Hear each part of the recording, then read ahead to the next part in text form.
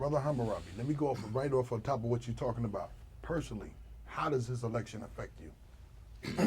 A couple of ways. One, I like to say that I don't know what people call a quick fix, but I know that anybody who knows me know that whatever I'm going to do, I'm going to do.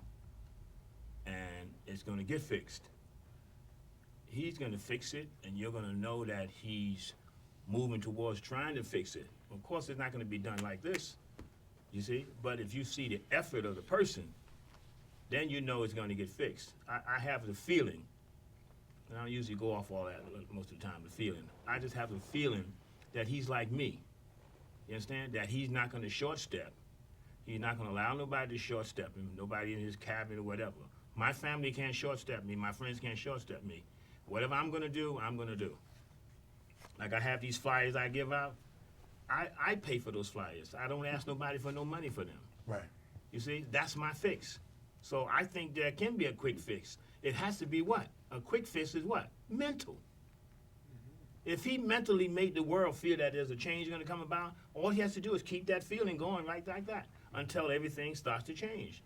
It's going to change. It's like anybody in here. If we feel you, we know something about you, that's you. Now, the world could be screwed up, but we know that when you come in, like the mayor, you know, when he went in there and hired all those people, they went against him.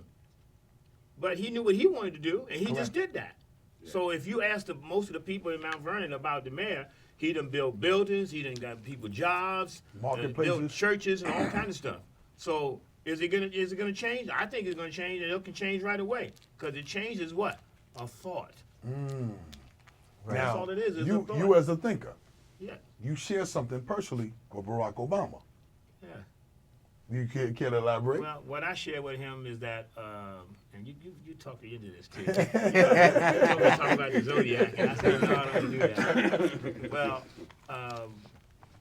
under my Moorish nationality and my birthright, we study astrology. We study the signs. We study the moon and the stars and stuff like that.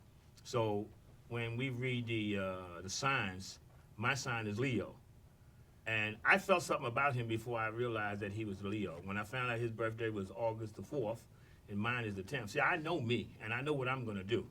I feel that about him. That's all I can say. I don't know. I just feel that. And I guess what? The whole world felt something. Now, what do we call that feeling? If everybody felt that, what do we call that? It's very close to be called a reality. There's something that you do, and that's why words have power. You see? Well, that's why people are black, Negroes, and coloreds. Correct. You see? Because somebody made that word good. So we run around saying that we black, and we Negro, and we colored. All in the same family. We got every name you want to name. Jamaicans, Puerto Ricans, blacks, all that stuff. None of that stuff is real. But guess what? We do it. We do all the holidays. Ain't none of those holidays real.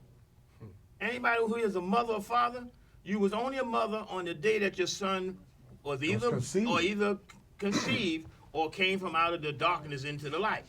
So then why you celebrate Mother's Day and Father's Day on a day they made up to make money? They did that to make money fast. All the money is made in one day instead of doing it 365 days. Your Father's Day here, your Father's Day, your Father's Day. They said, no, that money's too slow. Let's trick these fools here. So, we're going to make one Father's Day, and we're going to put all the cards out on Father's Day, but the fathers ain't that much. We'll make all that money on Mother's Day.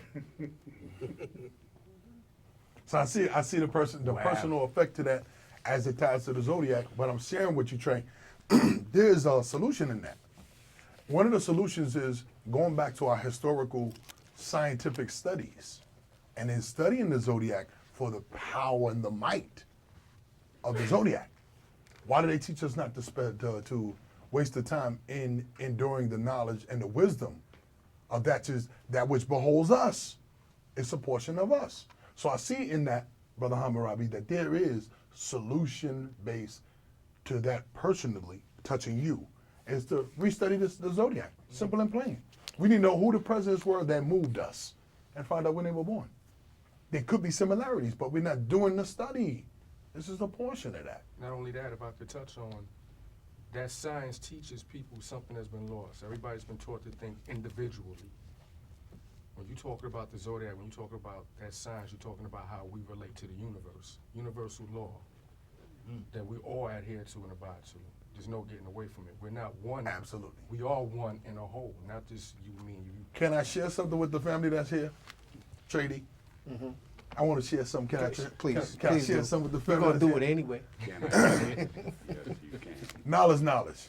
In the zodiac, there are 12 quadrants or 12 quarters or 12 sections of the zodiac that are to be studied and to be born into the center of wisdom, into the center of wisdom. Did anybody by any chance count the amount of people that's on this panel? 12. Done. Somebody else?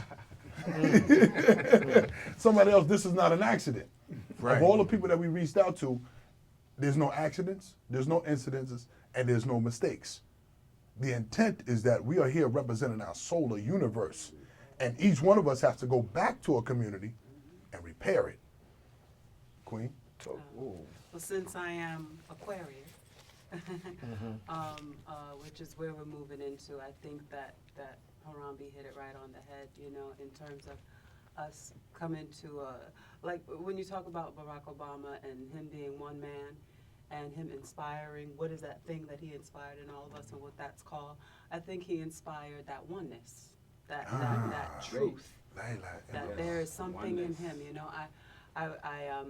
There was a little, you know, you always think, oh, the presidency is a puppet, you know, it's a puppet anyway. There is something in the integrity of the person that I trusted.